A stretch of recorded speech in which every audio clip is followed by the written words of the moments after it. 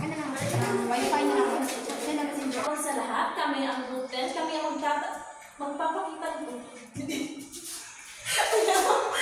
lahat, kami ang gluten, kami ang kapag-ulat sa hapong ito.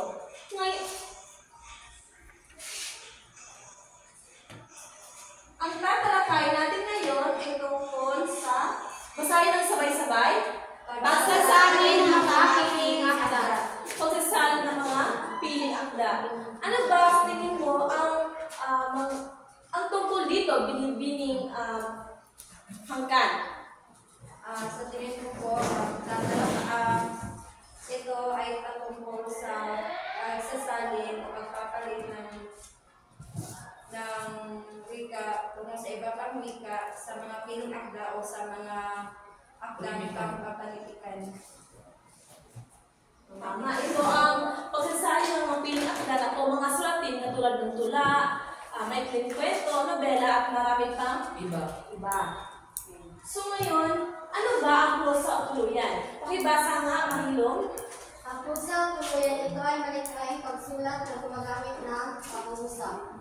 Tama, ito ay isang malikhaing pagsulat na gumagamit ng pangungusap o gumagamit ng dialogo at usapan. Halimbawa nito ay maikling kwento, sanaysay, at nobela at marami pang iba. Ang prosa o tuluyan ay isang anyong politika na ginagamit sa pang-araw-araw na pakikipag-komunikasyon. Ito ay hindi nakatali sa sukat o tugma, kaya mas natural at malayang paraan ng pagpapahayag. Kadalasan ginagamit ito sa mga nobela, maikling kwento, sanaysay, talumpati at iba pa. So sa halimbawa ng prosa, habang lumalakad siya sa isang makipot na daan, naalala niya ang masasayang araw ng kanyang kabataan. Iyon ay halimbawa ng prosa. So, meron tayong mga dapat tandaan sa pagsasalin ng prosa o tuluyan. Una, kilalanin kung saang panitika na bibilang o kailangan maging natural ang daloy ng pangungusap, hindi himig salin. At kailangan din bicultural ang tagapagsalin. Ano nga ba ang bicultural? Ito ay nangangahulugang may kaugnayan sa dalawang kultura o namumuhay sa ilalim ng impluwensya ng dalawang magkaibang kultura. Halimbawa, ang isang taong lumaki sa Pilipinas pero naninirahan sa Amerika ay maaaring bicultural.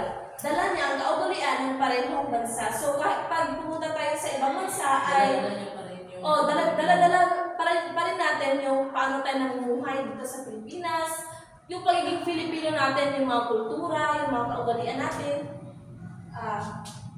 Kahit pumunta tayo sa ibang bansa ay nananatili pa rin ang pagiging Pilipino natin. So, ang mga suliranin sa pagsasalin ng prosa. Una, ang idioma sa natural na daloy. Maaaring natural na sabihin sa ibang wika, ngunit kapag isinalin sa Pilipino ay hindi na idiomatiko. Pangalawa, pagiging natural na istruktura ng wika. Nagkakamali sa paggaya ng istruktura ng pangungusap. Sa Ingles, kadalasang nauna ang paksa kaysa panaguri. Halimbawa, he was born in a province where he lived until he was 10 years old. So sa pagsasalin, isinilang siya sa probinsya na kung saan siya naninirahan hanggang 10 taong gulang. Sa pagbawas po, isinilang siya sa probinsya at doon naninirahan hanggang siya ay mag-10 taong gulang. So ano yung mas nauna ang paksa o panaguri? Panaguri. Dito sa is nauna yung paksa. Kasi yung paksa, ito yung taong pinag-uusapan sa isang pangungusap o sa isang kwento. Tapos yung panaguri, ito yung naglalarawan sa paksa.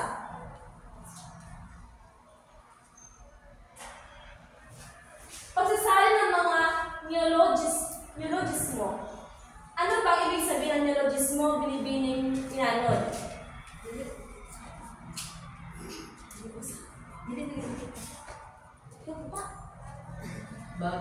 So ito ay bagong katawagan sa dating konsepto o bigyang tunog ang dating katawagan. So may mga uri ng neologismo class. Una, ang lumang salita o bagong kahulugan. Halimbawa, ang salitang hataw. So, yung salitang hataw ay isang lumang salita na noon ay ibig sabihin na nanguhulugang mabilis.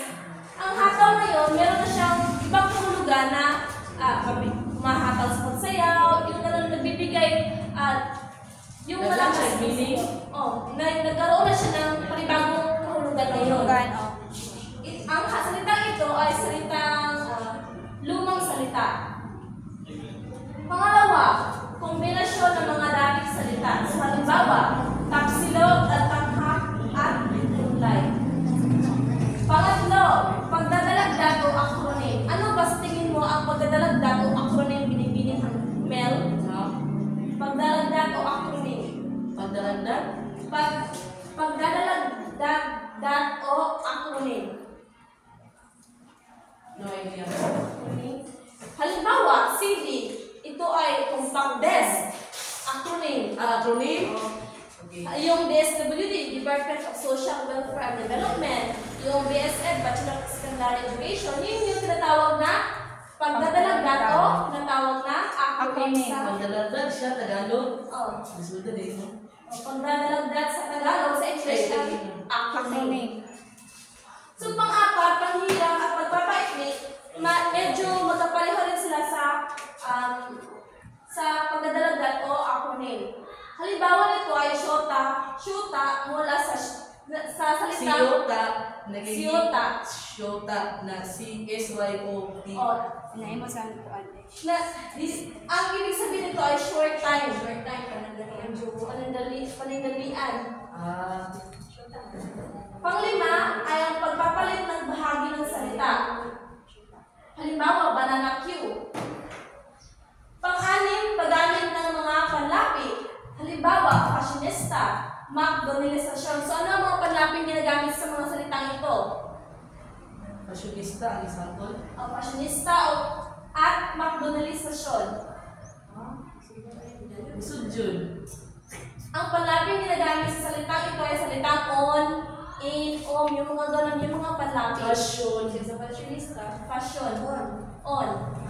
So, Panlapit kung ano, kung saan siya magbasa, wala ko sila. Root word din niya. Passion. Fashion. Niya, on. Gusto ko na, oy! May mga katanungan ba kayo patungkol dito sa ating nalakay? Ngayon ay pagpapatuloy ito ni Binibining Mahilo. Wala ito. So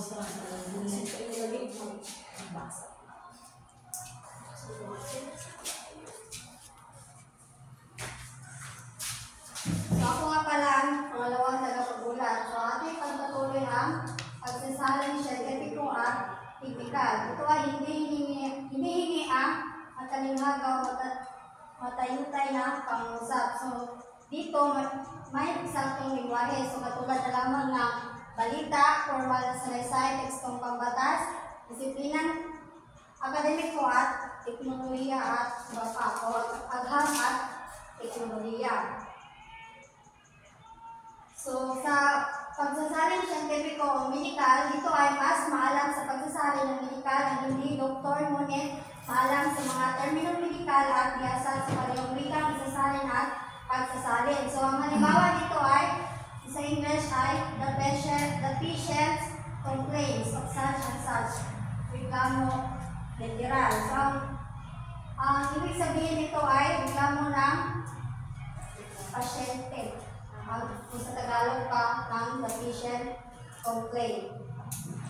So ngayon, dumako na tayo sa pamamaraan sa pagsasalin. So, ang salitang angkat, o kung sa English ito ay direct borrowing, na ang ibig sabihin ay paggamit ng salita sa original na forma nito, maaaring limitado ang ilang pagbabago sa salita o konsepto. So, halimbawa ay perception.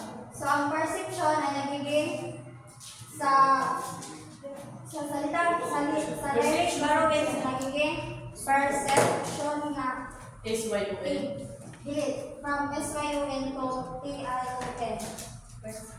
Sa English, prostitution na tayo. Sa kwan ay SY. So, pangalawa ay ang saling pang-gramatika. Sa English, ito ay grammatical translation. Ang ibig sabihin ay pagbabagong naganap sa grammatical na aspeto ng salita. So, halimbawa, social interaction. So, ito ay nagiging SY, parehas lang sa kwan. Sa perception, ang social interaction ay nagiging SY at saka sa interaction, SY din. Sa TION sa English. So, pangatlo ay salitang hiram kung sa English ay loan translation.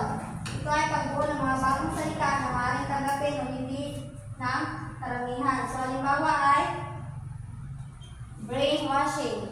So, ano ang salin nito sa Filipino, ang brainwashing? Binibining ba kantos?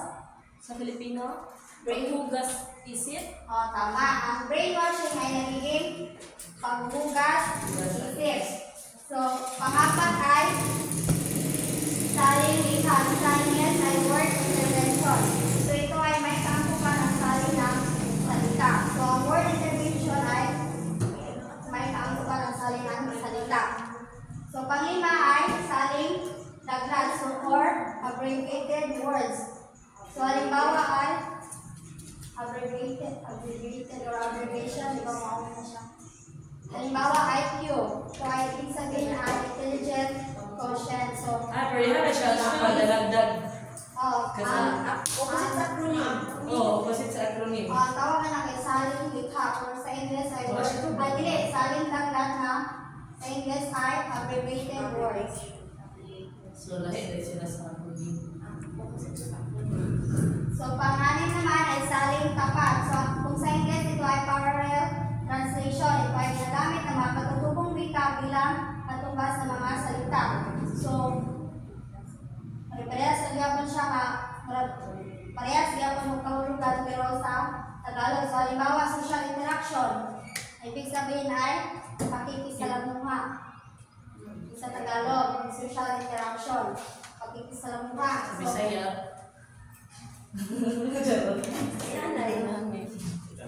So, pang-pito ay saling taal. Kung sa English, ito ay indigenous concept-oriented translation. So, ito ay paggamit ng mga salitang makabuluhan sa lipunang Pilipino. Halimbawa ay kapwa. So, di ba, ang sa Filipino, ang kapwa ito ay likas sa lipunang Pilipino or pakikipagkapwa tao. So, pangwalo ay saling sanib. Ito ay kung sa English ay amalgamative translation. So, ito ay paggamit ng mga salitang mula sa katutubong wika ng Pilipinas. Halimbawa ay mahay. Mahay, ano ba ang Cebuano ng mahay? Sa sisig, Cebuano, mahay. Bisaya. Mahay, balagmahay. So, binibining ba kantos?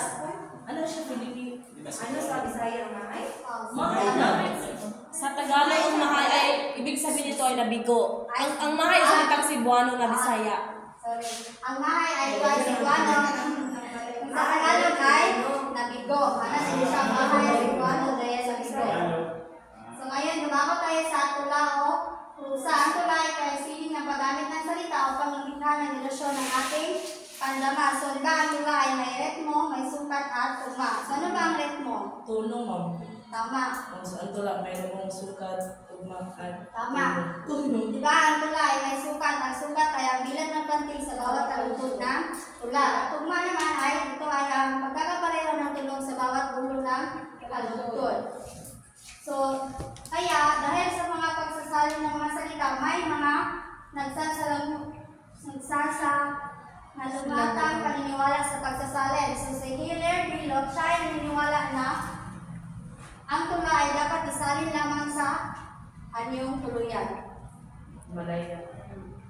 Tapos si Stuagti naman, siya ay naniniwala na kung ang isang akda ay isang tuluyan, nararapat lamang na isalin ito sa paraang tuluyan din. Kung tula naman, ito ay dapat sa tula na din siya isalin. Naintindihan ba, class? Yes.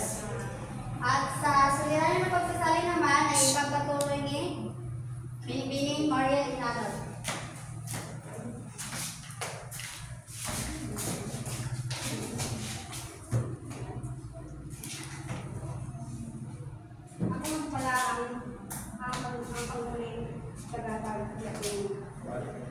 So, sunod din sa pagsasalin, scientifico, technical. So, may dalawang paghihiram ng salita.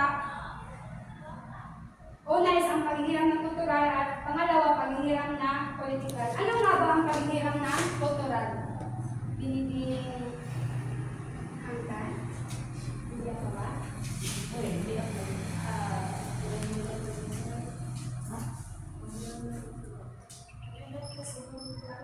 Nanila na mo lang sa laing kultura.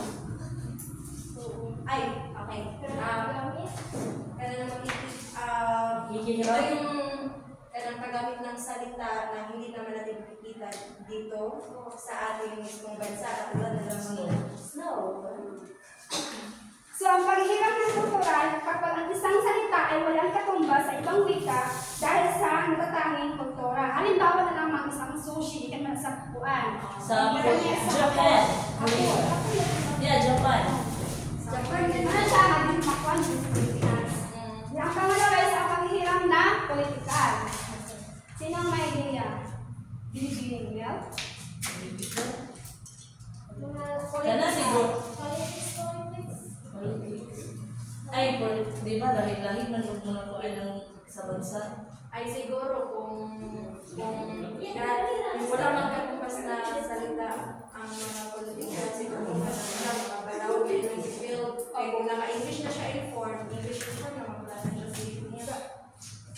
So, ang paghihiram ng politika, nangyayari ito kapag ang mga salitang ginagamit ay may kinalaman sa ideolohiya. Sa ideolohiya.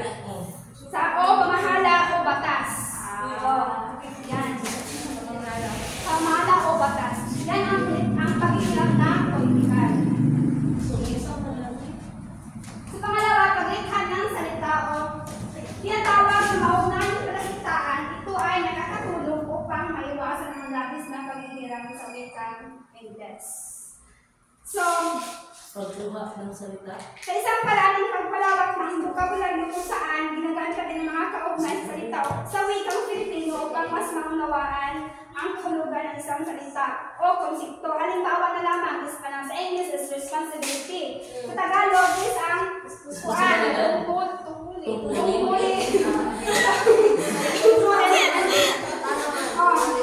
tungkulin. Pwede naman siya. So, mga dapat isalang-alang sa mga pagsasali ng tula. Una is ang kaalaman sa konvensyonal na panulaang Filipino. Pangalawa, sukat. Pangatlo, tugma. Pang-apat, mga talukay at panglima, mga idioma. Ano nga ba ang kaalaman sa konvensyonal na panulaang Filipino?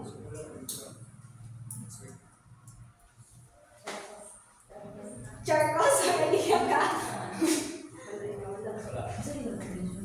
So, ang kaalaman ng profesional sa panulaang Filipino dapat alam ng tagasali ng estilo o struktura at anyo sa ng tradisyonal na panulaang Filipino. Sabi na nito ang mga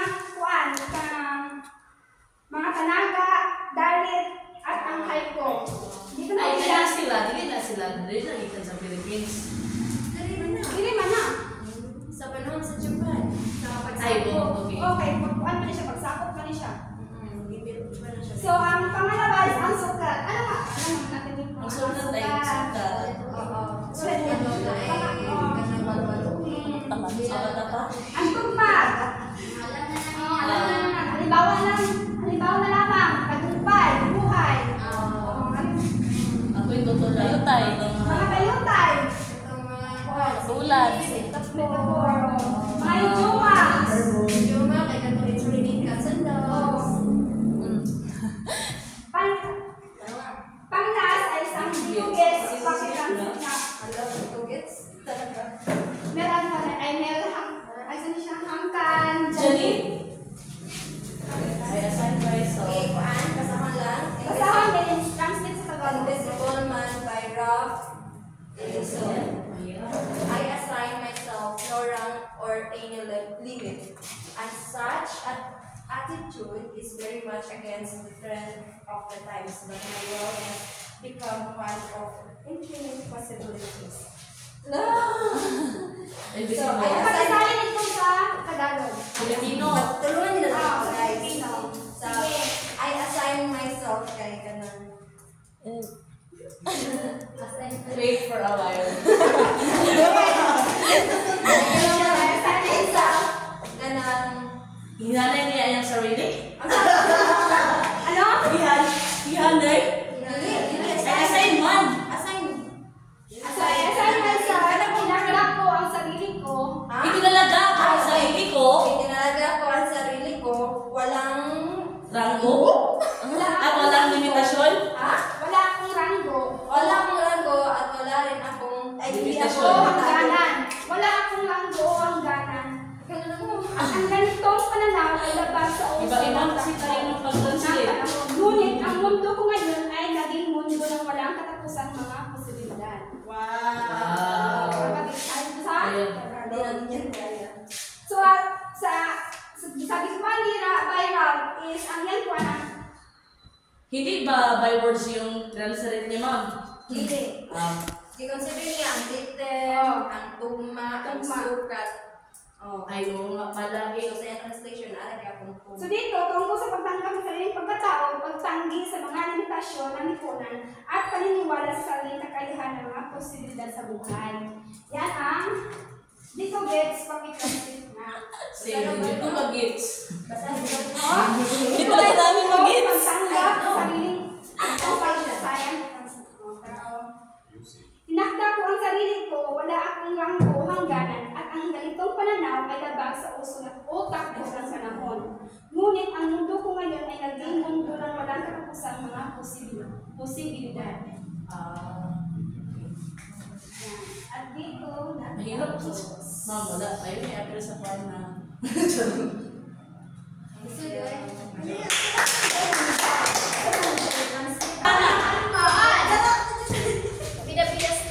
Sige, na may score good. Ilan na, nag-ano may lingkod kay way bangko. try ko sa... Hoy, balik din si Al. Ako pauta na kay, di ba inyong paksa is about sa pagsasaling ng mga Pilipina. So, ang akin na naman, Timbang-timbang siya ba? Unsa pangalan? paano? Yan. Balance ba? Makol pa sa Ikaw sa Chinese. Kanina ay nabanggit ninyo ang katong pagsasaling Political. Maaari ba kayong magbigay ng isang halimbawang pagsasaling yung part na yun? Malilibog kami. Bilit-bilit. Sabi ka ito. Because, Gani mo. May example. Ako, Ano ba ulit yung pagsasaling political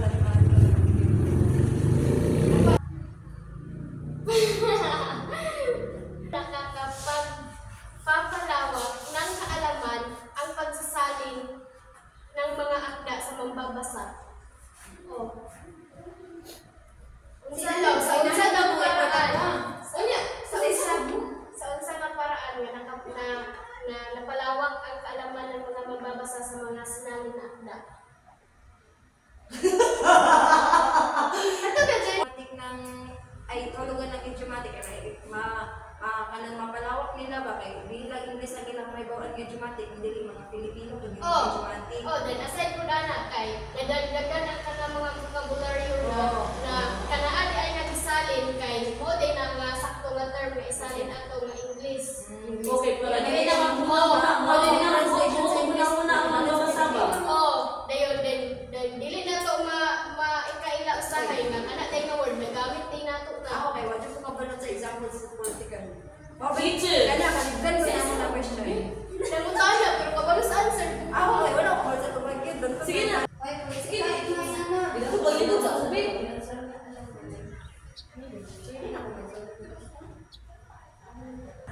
Ay, siya ito. Wala ko kayong mga katanungan, class? Meron. Ayun na Scripted kayo.